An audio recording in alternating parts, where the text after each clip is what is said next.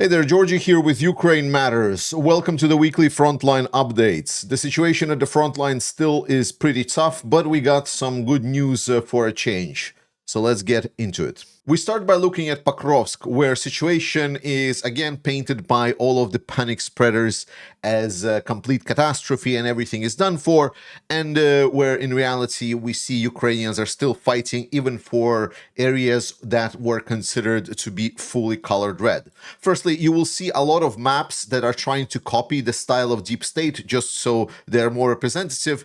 But one of the clearest giveaways that I saw on certain maps is that they don't color the gray area at all. Even the team running this map underscores that the fact that something is colored doesn't mean that there cannot be activities both ways, and potentially this gray area is a lot larger, which was exactly proven by Ukrainians just recently, because in some of the maps Pokrovsk is already fully covered, so the whole city is already red.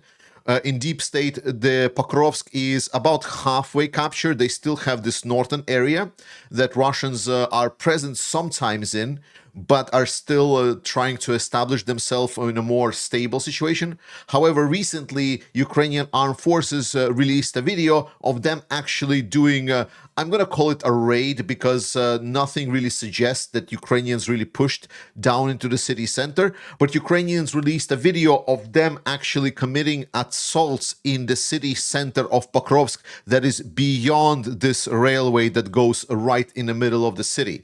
So that means they were actually present in the area that even Deep State is coloring fully red. So all in all, this underscores once again that no matter how much you can see of the city being supposedly in a gray zone or in a red zone, it's a lot more murky than that, and there is still a lot of work that Russians would need to do to try to capture Pokrovsk, so the city still holds.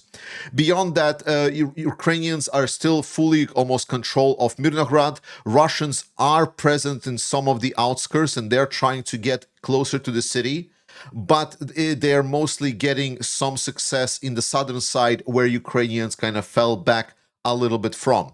All in all, Ukrainians are trying to control the situation as much as possible. They are advancing on the north here in this direction, and specifically right now there is a big fight for Shachove, where Ukrainians are trying to squeeze out the Russians that are still there. You see this little small square of Russians that is still left. Plus, Russia is sending additional reinforcements trying to capture this village. So there is like a big fight that is happening right now. And beyond that, Ukrainians are trying to also exert pressure on the Russians from the north. Right now, this is this weird balance that is still present. I would still say that it seems that situation around Pokrovsk is difficult. There are ways for Ukrainians to supply their forces in Pokrovsk, but it is terribly difficult. It is really, really, really hard fighting positions. I don't have the full depth of information, so I cannot say what we should be or should not be doing in this situation. But the fact of the matter is, Ukrainians are fighting, and no one is leaving Pokrovsk, and Russians are still dying there quite successfully. So a lot of forces are now being entangled here in Pokrovsk. And the people that are stating, well, Pokrovsk is about to fall. No, it's not. As what I've stated to you just now, there is still this northern part of Pokrovsk that needs to be fight out for. There is still the whole city of Mirnograd, which is about the size of Pokrovsk as well. So there is still, you can say, Russians were able to capture about two-fifths of this whole agglomeration. So they still have three-fifths of the area to capture. Obviously, given that they have now successfully approached this area from both sides. So don't expect an additional year and a half here, but Ukrainians are doing a great job and Russians are suffering major casualties. Now let's move to the south. Here, Russians have had certain advances in specifically Hulyai-Pole direction. Hulyai-Pole is the main center of interest for us. It is located on, you can say, high ground, and this will allow Russia to create quite an efficient zone of control that will allow them later to attack the town of Orikhiv, which is basically gateway towards Zaporizhia. So Russia is slowly etching here. The most notable recent one was that they have now been stated to control Zatisha, which is right over here, and basically it's right next to Hulyapole. But it's still going to take Russia a certain amount of time to capture Hulyapole. Now, while I say that Russia has advanced in this area, a lot of people started asking me, Georgie, what about the breakthrough of Russians in the south? And I was like, what breakthrough? Because the breakthrough that people are now supposedly are catching on about and certain media are starting reporting, that's the breakthrough that happened over 2 weeks ago, after which Ukrainians stated that we were able to stabilize the situation. And indeed, we see that they were able to stabilize. In the last 2 weeks, Russian tempo in this area has been slowing down significantly. Now, it hasn't stopped, but it's definitely not a tempo for a breakthrough or any kind of collapse of the front line. So here, situation has become more controlled. Now, it's still difficult and Russians are still advancing, and Hulyapole is definitely the settlement for us to watch. And specifically also, we should look after whether or not Russia will be moving northwards. Specifically, we're interested in this road right here. If Russians are able to move even more north, they would be able to cut off this section of the road, complicating logistics for certain Ukrainian units. Then just a couple of minutes covering the big picture perspective of what Russia wants to achieve. This question was asked to me yesterday on a stream, but I don't expect a lot of people to have the time to watch this hour of stream, so let's quickly recap.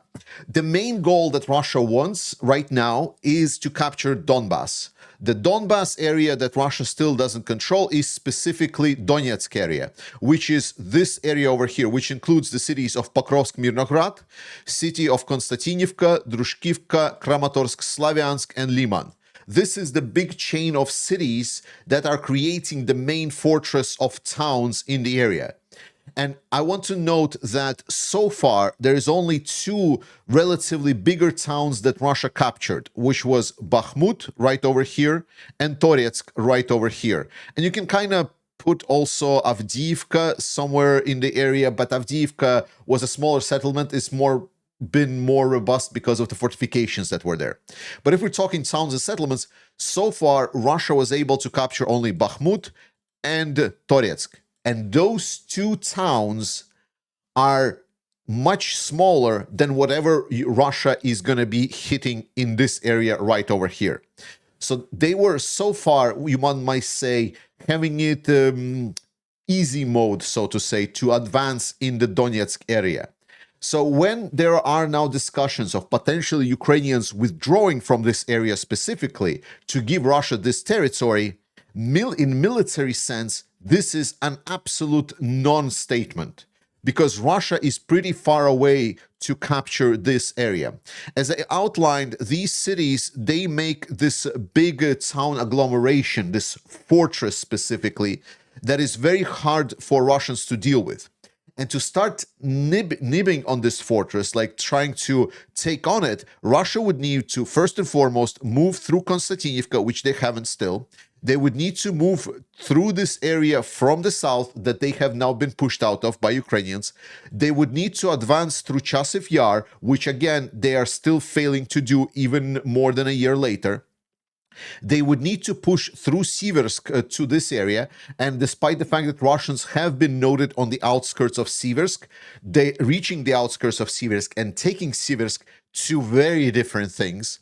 And finally, Liman, the gateway of the north, again, here Ukrainians were able to stabilize the situation a lot in the recent couple of weeks. So for Russians just to even start getting to the area and starting to chip on it, they would need at least 3 direction covered. So if there is not 3 direction covered, then for Russia to even start approaching this town is like a dream scenario. It's one space age away from what they are wanting to do now. To put it in numbers, the analysts are estimating that for Russia to capture this area at their current tempo would take anywhere from 2.5 to 3 years. That is how much Russia at their current tempo would take to try to capture this whole area. And if we're talking about losses, then the estimates are that it's going to take about 1.5 million casualties for Russia to take this area. And when there are now, quote unquote, capitulation plans that are being proposed for Ukraine to withdraw from this area, anyone that is at least a little bit military literate, he's going to look at this, he's going to say, is like, you wish, because no matter what security guarantees Ukraine is going to be proposed on paper, it is not even close to having a big fortress city like this that Russia would need to essentially jump over their head over many times to try to capture. And it would cost it insane amount of time and personnel. And in the rest of the front line, we still see Russia slowly advancing and creeping in towards Ukrainian positions, but this is expected. As I mentioned, Russians have been noted to be on this eastern outskirts of Siversk. Beyond that, Russians have also been noted to advance a little bit closer towards Liman, but nothing catastrophic, nothing that is completely dominating the news cycles yet. Just wait until the news run out. And then situation around Kupiansk. Here, Ukrainians are underscoring that whole Kupiansk should be more colored as a gray area rather than red, despite the fact that Putin and his dogs have been telling that they already control the city. No, they don't. No, they don't. Ukrainians constantly are reporting that they're fighting inside of city of Kupiansk, in the eastern outskirts of Kupiansk, and Russians are reporting then that they are fighting again in the areas that they have been spotted before. So it's a mixed bag. That's the definition of the gray area. So overall, the situation on the front lines have been more stable compared to previous weeks. Ukrainians are still fighting hard, and I'm really hoping that this week we will hear about some potential reforms coming to Ukrainian military. Those are badly needed to fix the structural issues. And unfortunately, the narratives have been more overtaken by the political track. But in any case, Ukrainian armed forces are doing the best they can to fight the Russian invaders. So participate in our fundraiser, guys. Join. We're already past 36,000. More drones to Ukrainian armed forces will really help the cause. To finish today's episode, I want to do a very special promotion. This is art wine. It's sparkling wine from Bakhmut. I don't do advertisements on this channel. I did something at the start of my career, but it just felt way off, and since then, like, I wasn't really doing it that much. But this one I actually feel very much motivated to do, because art wine is a Ukrainian product. It's a Ukrainian sparkling wine. And basically the guys from United States, like importer, they were able to get their hands on the wine that was made from Bakhmut, that Bakhmut that was captured, and they imported quite a lot of them into United States. And what they basically did is they reached out to me and said, listen, we have this sparkling wine that we're selling, and we have a promotional budget, like this advertisement budget. Why don't you just promote it to some of your audience, and if they buy it, then we send parts of these wines, what we had budgeted for promotional campaign, we instead gonna transfer it to your fundraiser. And I'm like, that sounds great. Sounds really amazing. So that's why I feel it's a pretty good deal. I think it's a win-win-win. You can get yourself some sparkling wine from Ukraine to have a story, to have something to drink for coming New Year, for example, which would be pretty cool. And also you support the fundraiser this way. So they put me the link that you can check out in the description, so they keep the track who goes there. To be honest, I don't really care that much. But if this helps you getting some of that story and piece of Ukraine, good for you. This will help the fundraiser for sure, and this will help supporting Ukraine even more. Trust in Ukraine, support the Ukrainian armed forces. I love you. Slava Ukraini, and I will see you next time.